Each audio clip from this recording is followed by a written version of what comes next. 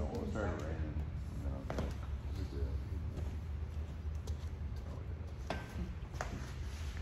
did. 4 minutes of greatness. Movie last night, Sam.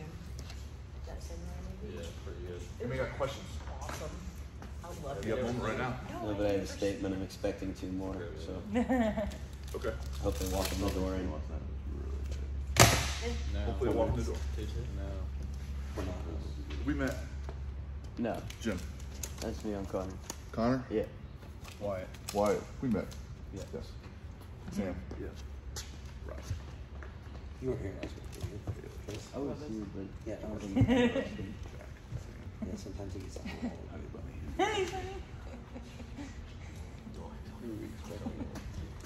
I thought he was going to say Beavis and Butthead. 3 minutes. Resource. Ask questions. Where do you need help? You're good. You're good at everything. Have no problems. No problems at all. No problems at all. Why are you even here? I'm supposed to be here, right? You just- I've got a question about like Moses recovery gave us a session for 11. Great. So I know it's like recommended for 6 to 8 hours, but if you're not getting 8 hours, it's all right. I just No. is that fine to not get 8 hours? It depends, but basically no. And it's not 6 to 8. Definitely not your age. It's more like 7 to 10. Okay, so sleep real quick, right? 7 to 10. No electronics 30 to 60 minutes before you go to bed. Brain's gonna absorb all that light and electronics and activity, and you're gonna be thinking about it when you're asleep. Okay, so you're not gonna get in your REM sleep very quickly. So you're already kind of fucking that up. All right. Do some meditation, 5 minutes, journaling, pray, calm yourself down, read. Okay, get your room as cold as possible. Brain does better with cold air. Still have blankets at home. All right. So you not only do you train hard, you have to sleep hard, right? Put on some white noise, like a fan. Get an app, listen to I like rain or the waves in the ocean. So it calms you down and lets you get in that REM sleep. More REM sleep, better recovery. It's definitely not 6 hours. That might happen every once in a while, right? Sometimes it's not optimal, but if you want optimal, 7 to 10. Cold, no electronics, means no movies. Don't go watch Top Gun and then Oh my God, I really watched jump in this. bed, right? That was cheap. Got it? Good question.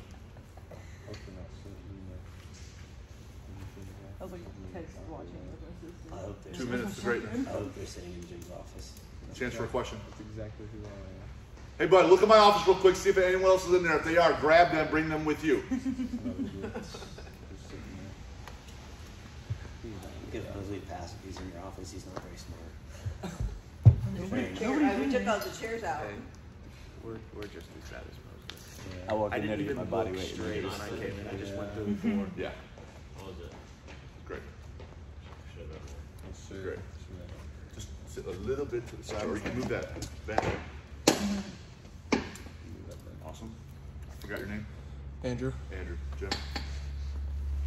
TJ. 1 minute. Question. Other people will sign up to meet with me and they'll pay me $100 an hour to ask the same questions you're about to ask. So you're getting it for free. Ask a question. All right? Hands down. Growing up Catholic in a church, I know what that looks like. Everyone sits in the back, all the priest. Right? You guys ready to go? Yep. Yes. Yes, sir.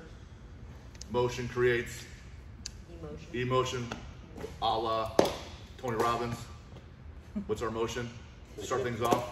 This is literally what Tony does. He gets there in this stance, wants your core braced, and it's like this. And I'm like, I believe you, bro. I understand that. I understand the concept. I'm not buying into it, but I know the concept, so I pick something different. You guys know what I picked, right? Push-ups. Get a good 25. Great, Jack.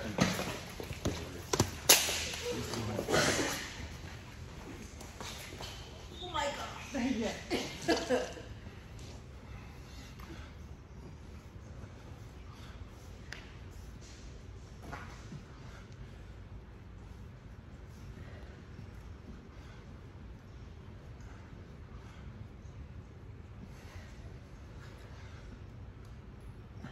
I wondered if you're like,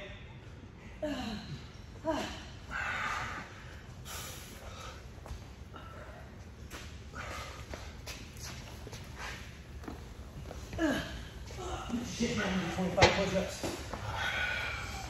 The old people are making the noises.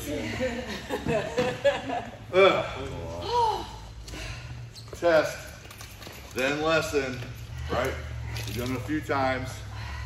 That's why the lesson gets a little more painful today. Yeah. Who did 25?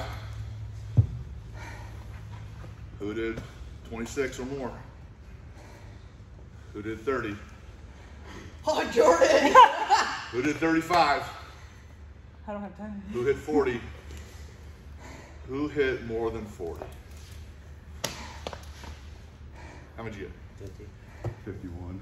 51. Big winners. Fucking price is right Right? over here. $1 guys. And we talked about that, right? Tim Grover's cleaner, closer, cooler. Cooler does what? The minimum, right? Are you here just 1 minute beforehand? Or are you just doing the 25 push-ups? Or do I, now that you know, then it's on, someone did maybe 26 or 30, right? They did a little more, but they were taught that, right? Well, now that you know, and you find someone who's a good teammate, TJ, Jack, Sam, right? I did as many as I could at my weight, and I got 40, but now I lost, right? But I'm still 15 over the 25. What is that? 60% more, right? Test first, then lesson. What I do, and what in each of these sessions, we go over a number of different, I call them rules, principles, laws. I take just a few of them, and I over-execute over and over and over, and I don't make it more complicated than that, and that's how I try to win. What are my main laws? Those 6 core values written on the wall down there. But if you're going to do anything, do as best you can, right? That's the integrity piece. So if I can be here early and ask extra questions, I can get better, right? You can steal those minutes. If you're meeting with your coach, let's say, anybody here play line? No lineman here? Offense or defense? Offense. I'm offensive lineman. I'm going to show up early. I'm going to get with the D-line coach. Coach, what are some things that gives your defensive lineman fits? What do they hate to go up against? Show me that. I'm going to work on that, right? Simple question, one question. You get a little bit smarter, then you perform better. You find one principle I gave you, maybe it's the force equals mass times acceleration principle. You over execute on that piece and you get better, right? You find one little piece on recovery, over execute on that, then you get better. All right, so call this next piece triage. Who's having problems from last time? I know we haven't met in a while, so what we're gonna do differently going forward is we're gonna meet every Saturday until like school starts, knock all this out, and you guys be done on your way. I think every 2 weeks, not enough, got that feedback. So we're gonna meet every Saturday, get you guys better systematically, and put you guys on your way. Last time we went over, anybody remember? Brainwashing. So, real quick, if you weren't here, you're always brainwashing yourself already. You go to school, they brainwash you with information to learn more. That's a good thing, right? When you're on your phone, this is the big one, you're already brainwashing yourself. Maybe it's with TikTok, maybe it's with a video game or whatever. You're already putting that in your head. You might as well put something good in your head for at least some of the day, right? So we talk about brainwashing. What things can you put that are good in your head, whether it's motivational speakers, education on a certain topic, something devotional, something about nutrition, whatever. I want that in your system every day, brainwashing yourself so you're getting better, either consciously or subconsciously. You're supposed to eliminate how many things? 6. 6. Who did 6? Who did more than 6? Who did more than 10? Who did more than 15? I was around 10. Nice job, right? Same principle, over execute. You take 10 or more things that are on your social media that are crap, get rid of it. Who added at least 6 things? Who added at least 10? Who added more than 10? Good, right? Could you find more? Yeah, add more. Over execute one small little thing. Be Tim Grover's cleaner. Don't just do the minimum, get better, right? That was last session's topic. Let's triage. Any problems from that? Anything you guys, any feedback? Did you guys learn anything? You guys get better at anything? What's one thing you guys added? Somebody. Sam. I did I followed some motivational pages and some soccer drill pages where they just some different soccer drills. What's a motivational page? Do you remember? Or soccer drill page? Yeah, I know there's one where it's just on motivation. Right. That's the name. Yep. Yes. I followed the Tim Tebow Foundation. Tim Tebow Foundation.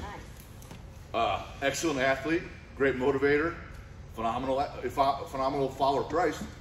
Those things that align with you, you're adding that into you, right? You're getting better there. DJ? I followed James Clear. James Clear. And then I followed 2 coaches that don't do shit that I do. Cross country at Harvard, because they've got 51 heptathlons, Great. Athletes champions, so I thought that would be a good page to follow. Sure. And a sprint coach from Sweden that's doing some interesting stuff I've never seen. Perfect. Got smarter in some areas, aligned with his profession, got better with Atomic Habits author, what aligns with his overall psyche, right? Awesome. All right. Those that were here a few minutes early, they got extra help, right? If you just skated in, you didn't, right? If I'm walking around and you have questions, come take that information from me. You have a teacher at school, you have a coach, go try to get that information. Someone that you know, call that person. When I went to Ohio State, I simply sent them some messages on social media and some emails, and they responded back immediately, and I got to go work with their staff for a full day. Hey, can I just hang out with you guys and ask questions while you guys train athletes? Yeah, sure, come on over.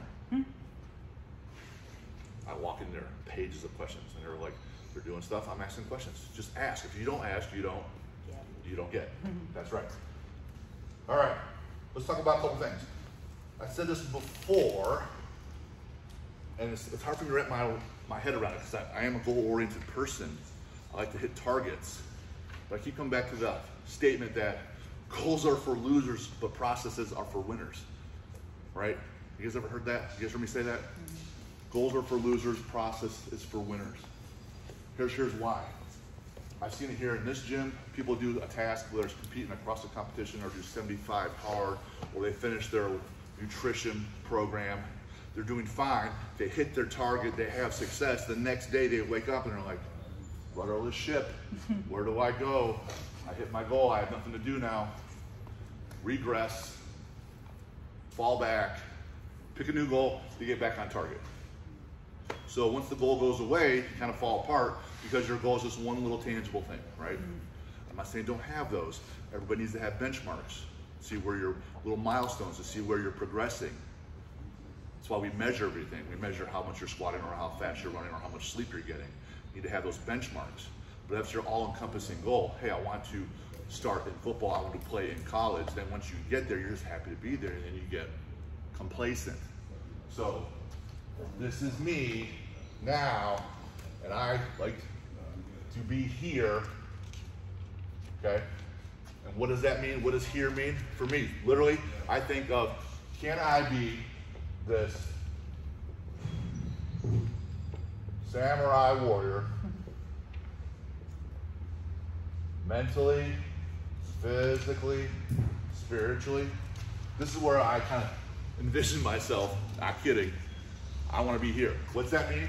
To get up to here, is that along the way, I'm going to be leaner, I'm going to be stronger, I'm going to have better endurance, right? I'm going to be smarter in nutrition, smarter in dealing with people. I'm going to be able to speak to a larger audience and motivate more people. I'm going to hit these targets along the way. But all the while, I'm not thinking like, I need to hit this, this, this, this. Every day I'm trying to go right to here, and this just kind of comes along the way. It's literally the adage when, help me out, San Francisco is Bill Walsh. The scoreboard will take care of itself. People say that. It takes care of itself. When your head's down and you're so busy getting all this other shit done because that's what you wake up and that's what you want to do that day, these other things just kind of happen. It ends up being easy. Because I'm in here. So then when I hit this target, so when I go from 319 last fall and I hit 310, or I get below 300 for the first time at 299, I'm still thinking, I'm still not there. I can't do more than 20 push-ups in a row. I can't run a mile very well. I'm still tired. I still have bad blood work numbers, right? So I'm still having these targets, but I'm going here. So then I'm 295, then I'm 280, and recently I'm 269. So down more than 50 because new targets, new goal, new path. But I'm focusing on this. This shit takes care of itself. I just want to make it to college and play football. Well, what happens when you're there? You got 4 years, probably 5, and you were here during COVID. You get 6. You got 6 years. At that point, it's going to be between a third and 25% of your life. So then what? Not new target, because you got to be thinking here, right? This has to be the standard that everything else is trying to live up to. The people around you are trying to live up to. I just looked this up. How many kids roughly play high school football? Since you guys are all football folks, right? You people aren't, so you need to apply this to yourself differently. How many people play high school football in the country? Roughly, anybody? 1 million people. A little bit over a million. One, in the banking world, 2 M's is a million. Okay? What percent make it to college, play football? That? 4, no. Jack said 7. It's right around 6.5 to 7% play in college. Let's say there's how many FBS teams? 120? 120 people times 80 on a roster. What's everybody else? Like 100, right? 100, so it's 120 with 2 more zeros. How many get drafted every year? It's like 226 or 236. It's 2 and a 6, right? 256. 256 get drafted. How many are in the Hall of Fame overall? Less than 400 in the last, what, 60 years of people playing, right? Just to get to the NFL, you are 8 out of 10,000 people is the percentage. 8 out of 10,000. So if I had 10,000 of you folks here playing football, I can pick out roughly 8. And statistically, I got a shot. Right? How do they get there? Do they think they focus on these little things? No, they're focused on everything, because everything matters.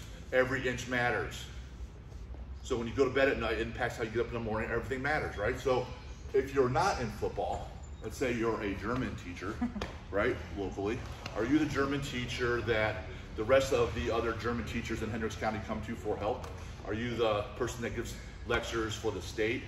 Are you the person that the CIA actually calls and says, hey, we're training spies to go over to Europe, and they have to be able to speak English and German because we're sending people over to Germany? Are you the subject matter expert in that? Because just because you know German, maybe you don't have the right dialect. Are you at that level? Will they call on you for that? Are you elevating your profession to that level, right? That's the target.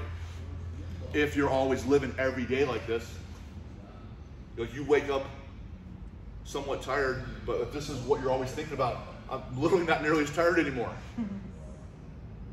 Because I'll wake up, oh, I got shit to do. You're gonna die someday, right? What are you doing between now and then? You have that number on your jersey and your name on the back, but think about the name on your back because it's not your name right now. I know my family came over in the late 1700s, right? That's 3 centuries ago, and there were centuries before that over in England and Scotland for them to even get to this country to get me here. So what are you doing when you leave? Who's following you? Maybe it's not your last name, but maybe it's the people around you. Centuries of people got you here, and you're going to die someday. What happens next? What kind of impact did you leave? Did you leave here? And did you drag 100 people with you? So that when you're gone, everyone else is over here, right? Like I could say Newton was pretty smart, but I can also say I'm smarter than him. You know why? Because he put all this information in a book, and I read the book. I know what he knows, and then I evolve it just a little bit. I'm now better. Was I as smart as him? No. You get here, move someone else here. Now, it's great talking intangibly. I'm always about the tangible. How do we implement this? What's the process? Process is for winners, right? So, here you are, person, okay? Right? Here you are, head, body. Can't have one without the other, especially if you watch The Matrix, right? How smart are you?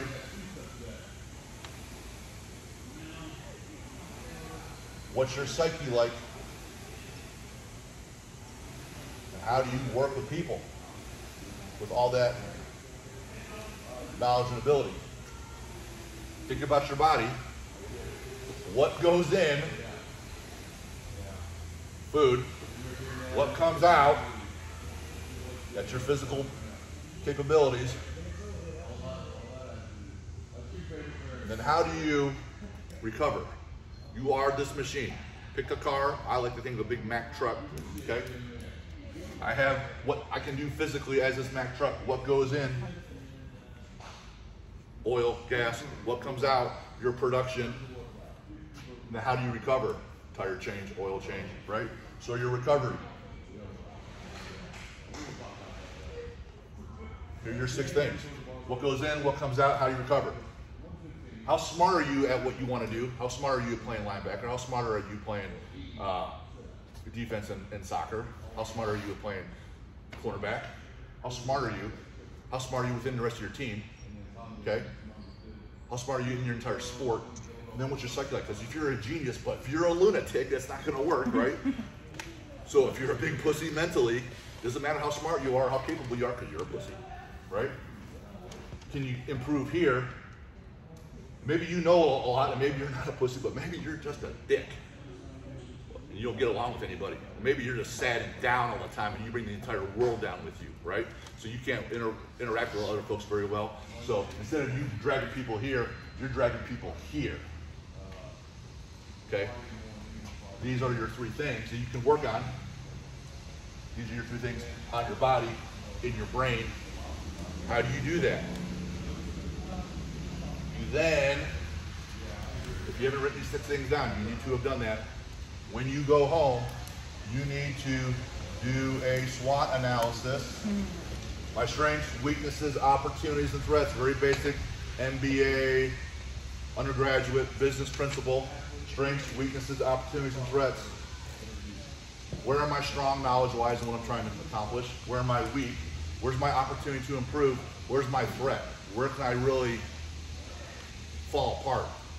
The threat is if I don't know my playbook, if I don't watch my film in soccer and the ball comes my way, the threat is I'm out of position, I get scored on, they pull me out of the game, I sucked. I sucked and my team sucked. My last name sucked. That's the threat, right? What's your strengths, what's your weaknesses, what's your opportunities, what's your threat? You quantify, you look at that, then don't take the easy thing, take the hardest thing first. Here's your chain of whatever your weaknesses are, here's your chain, and one of them has a weak link in it.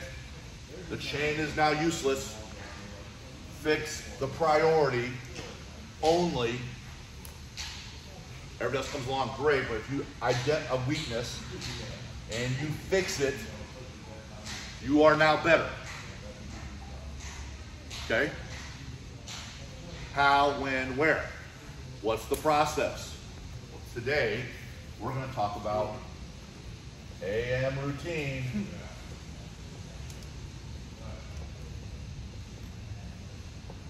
Getting up to train at 6, not a big deal. Getting up to train at 5 in the morning, not a big deal. 4 in the morning, not a big deal. If you go to bed at 8, right? You gotta work backwards. So if I gotta be up at 4, fine, I'll go to bed at 8. Or to fall asleep at 8. Make yourself tired, go to bed at 8. Or go to bed at 9. Set yourself up. You gotta be here at 8 on a Saturday. Do it. You can't do it. You can't do it, you have no why. Might as well go home, that's fine. Okay? What's your routine? What time do you go to bed to set you up for that 7 to 10 hours, right? Once you're up, what is your morning process? Well, I gotta be at the gym at 7. Takes me 15 minutes to get there.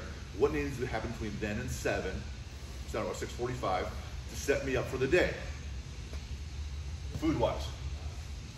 What is my #1 goal for the day food-wise?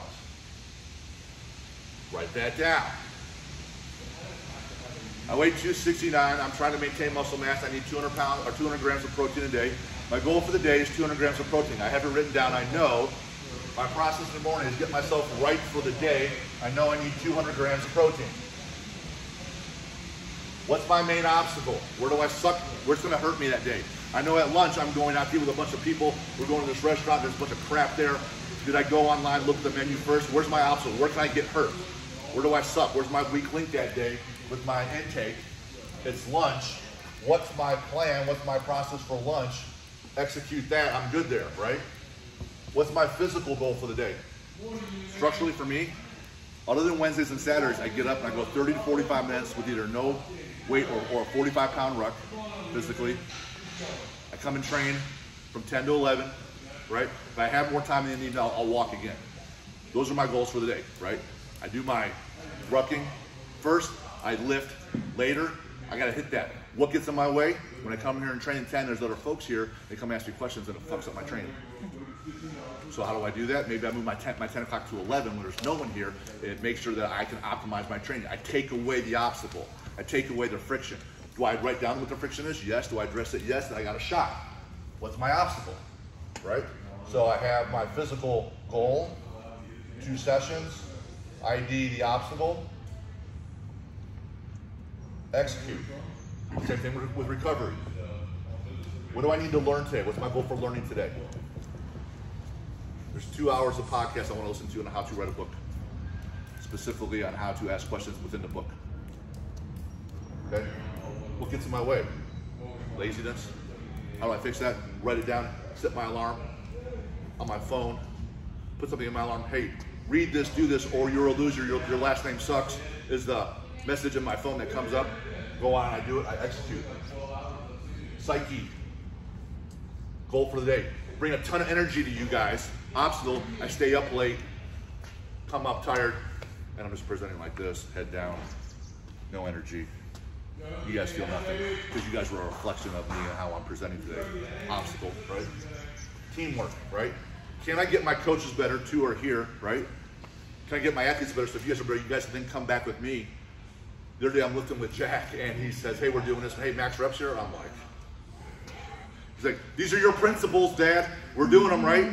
Right? Throws it right back at me, right? So it gets me better because I taught him something. He then brings it back to me, keeps me in check, keeps me in line, right? Overall, what is your mantra for today? Usually, mine is the word execute, because no one cares about what you say or think. Everybody cares about what you do. So if I over-execute, I do better, everything goes better. So typically it's that.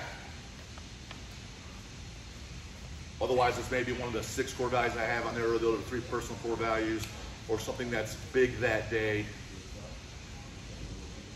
Maybe I've been stressed out, and it's peace or breathe. When you do this in the morning, especially your mantra, and you start thinking about it, maybe your morning routine then incorporates some meditation, right? Some breathing techniques, some cold therapy that we did yesterday in the ice tub. Maybe you're working on mental toughness, but when you do that in the morning, we can all agree there's some kind of subconscious in your head, right? We're not exactly certain on how that works, but you pump enough things into your subconscious, whether it's from the brainwashing or from you writing down your own goals for the day and your mantra.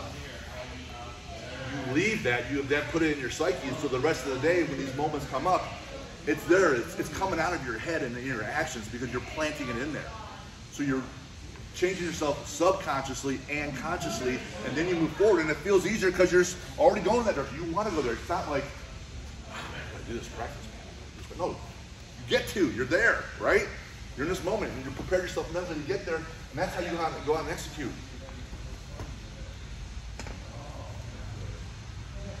Yes? Mm-hmm. Questions, feedback? Anything? Yes? I just want to add on, when we talk about AM routine, you can't think of it in the AM, right? You have to start preparing for it the night before. So pick 5 minutes, 2 minutes in your evening and think about, what do I have going on? Maybe you have a calendar, maybe keep it in your phone. You got to look at your calendar. Okay, I got to be here at this time, I have practice, or I practice and then I've got to be back at school for some other function. I'm leaving for school at 7:45. Well, don't get up at 7:30, hit the shower and run out the door so you can be at school on time. Think about, okay, well, I I got a busy day tomorrow, so I got to make sure I've got enough snacks with me. I got a protein shake in my book bag. I'm going to put a bar in my bag also because I'm going to eat that between classes because I know I can't hit all my protein. So you have to think about these things the night before. You can't just jump out of bed, shower, and go jump in your car. AM routine comes from looking at your schedule in the PM so you can plan out your AM routine. Even bigger than that, you have your, hey, today's this, right? Today's Saturday, my routine for Saturday. But overall, for the week, it's this. And you have your little, maybe a little check card. Hey, every day this week, I want to make sure I'm doing 10 minutes of mobility right when I wake up, or 15 minutes of cold therapy, or 30 minutes of brainwashing. Over the course of that week, I want to hit this. I want to hit this. How many times? Out of 7 days, I want to hit a good number for me is going to be 5. 5 out of 7. 5 out of 7 that week. So I track. Do I get 1, 2, 3, 4, 5? Do I go one beyond and go do more? 6? Great. At the end of the week, how do I feel about this? This is good. Do I need 7? No, I need 9. So it means a couple days I have to go a little bit longer, right? Or maybe I only got 3. Why? Why only 3? You improve what you measure, right? That's why we take measurements and speed, right? All right, the course of the month or this summer, I want to build on this, right? For the quarter, for this football season, all right. For 2022, I want to write this book that has a journal and an app that corresponds with it. That's my year, right? What are my routines for the day, week, month, quarter, and year? Think that more broadly, now you got even better shot, right? Because now you can measure things and you can see how you, the machine, the Mack truck is performing, right? Every 5,000 miles, oil change. Quantify, how many miles did I go? Oil change, runs better. I went 10,000 miles, no oil change. Transmission, fucked. Whoops, feedback loop. Last thing, Ray Dalio's book, feedback loop. Do well, do well, do well. Get some information, you kind of sucked, fell apart, improve the machine. You didn't get the oil change, do well, do well, do well, right? Someone else, you didn't change your tires in time, flat tire, shit. Improve the routine, right? Feedback loop. The feedback, if you pull up my planner, devotional work, only 3 out of 7. How do you feel the rest of the week? Stressed. Why? All these things happen. What could have lowered your stress, Jim? Some devotional work. True story. Last week, 3 out of 7. Feedback loop, don't feel very good, feel disconnected, feel upset. With 15 minutes of devotional work, that's me, that's not putting it on you guys. If I would have hit that feedback loop, would I be feeling better, doing better? Yep. Impacts the rest of the day? Yep.